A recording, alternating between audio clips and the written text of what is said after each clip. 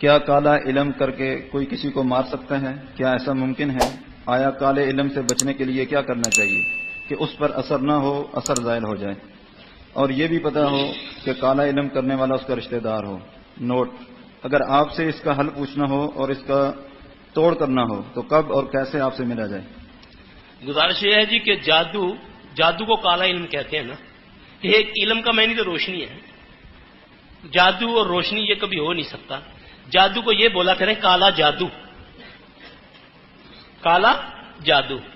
جادو سے قتل ہو جاتے ہیں، جادو سے بہت کچھ ہوتا ہے، جادو جن بھی کرتے ہیں، جادو انسان بھی کرتے ہیں۔ نبی علیہ السلام صلی اللہ علیہ وسلم جب بھی نماز کے لیے کھڑے ہوتے ہیں تو آپ جو تعوذ پڑھتے ہیں پتہ وہ کون سا تھا؟ آپ پڑھتے ہیں اعوذ باللہ السمیع العلیم من الشیطان الرجیم من حمزہ ونفخہ ونفثہ۔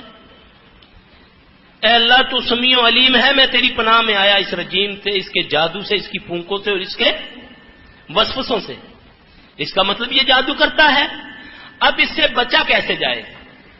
بڑا آسان طریقہ، ہر خاص و عام کے لیے جادو سے بچنے کا طریقہ۔ اب جادو مختلف طریقے سے ہوتے ہیں، کسی کے گھر کے آگے تیل پھینک دینا، سری کا پھینک دینا، پھپھڑے کا پھینک دینا، گوشت کا پھینک دینا، دالوں کا پھینک دینا، اس طرح پانی کو دم کر کے پھینک دینا، یہ جادو کی قسمیں ہیں۔ ہاتھ لگانے سے جادو ہو جاتا ہے۔ اب ان چیزوں سے ہم کیسے بچیں؟ اور اس سے محمد صلی اللہ علیہ وسلم سے رہنمائی کرتے ہیں۔ اب جو صبح فجر کے وقت اٹھتا ہے، فجر کی نماز پڑھتا ہے، پھر دعائیں پڑھتا ہے، بہت چھوٹی چھوٹی دعائیں ہیں۔ بسم اللہ الذی لا یضر مع اسمہ شیء فی الارض ولا فی السماء وهو السمیع العلیم۔ گارنٹی ہے پیارے نبی صلی اللہ علیہ وسلم کی، جس نے صبح اس کو 3 بار پڑھا، شام تک کوئی چیز اس کو ایذا نہیں پہنچا سکتی۔ ایک صحابی واقعہ لکھتے ہیں، نام مجھے یاد نہیں، کہ ایک دن میرا شیطان مجھ سے مخاطب ہو کر کہتا ہے کہ تو بڑا ظالم آدمی ہے، جب میں تجھ پر آیا تو اونٹ کی طرح تھا، آج تم نے اتنا پڑھ پڑھ کے مجھے کمزور کر دیا کہ ایک چڑیا سے بھی کم مجھ میں جان آ گئی ہے۔ یاد رکھو، ہر انسان کے ساتھ اللہ نے ایک جن کو پیدا کیا جو اس کا قرین ہے، جو اس کے ساتھ رہتا ہے۔ جب وہ مر جاتا ہے تو اس کی قبر پہ رہتا ہے، جس کو حمزات بولتے ہیں۔ ایک دعا ایسی بتاؤں جس سے وہ بھی علیحدہ ہو جاتا ہے۔ نبی صلی اللہ علیہ وسلم فرمایا، جب آدمی گھر سے نکلنے کی دعا پڑھتا ہے، بسم اللہ توکلت علی اللہ لا حول ولا قوت الا باللہ۔ میں نے بہت سارے بھائیوں کو دیکھا کہ گاڑی کی دعا، گاڑی کو سٹارٹ کرنے سے پہلے یہ دعا پڑھتے ہیں۔ یاد رکھنا، جہاں نبی صلی اللہ علیہ وسلم نے بتایا یہ وہاں پڑھنی ہے۔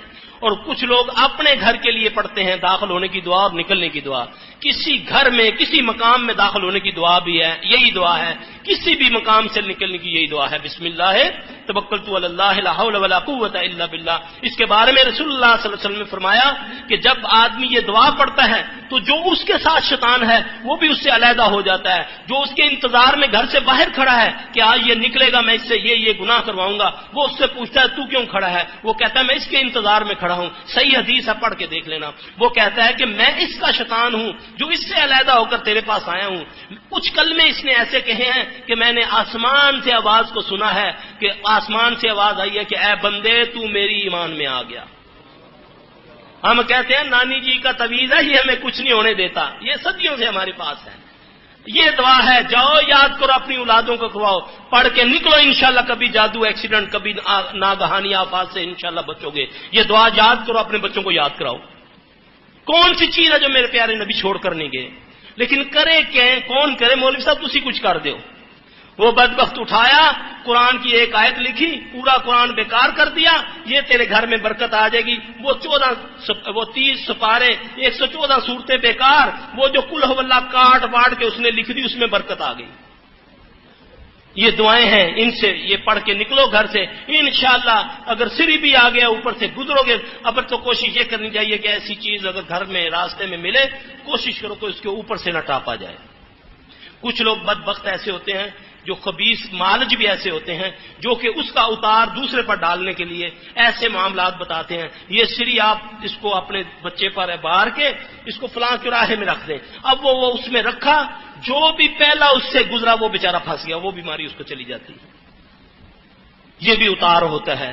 یہ شر کا اوتار ہے. اللہ تعالیٰ ہمیں محفوظ رکھے. ہاں جس نے یہ دعا پڑھی ہوگی صبح کی نماز، ہاں یہ شرط ہے، یہ نہیں کہ خالی بسم اللہ توکلت علی اللہ پڑھتا رہے نماز نہ پڑھے.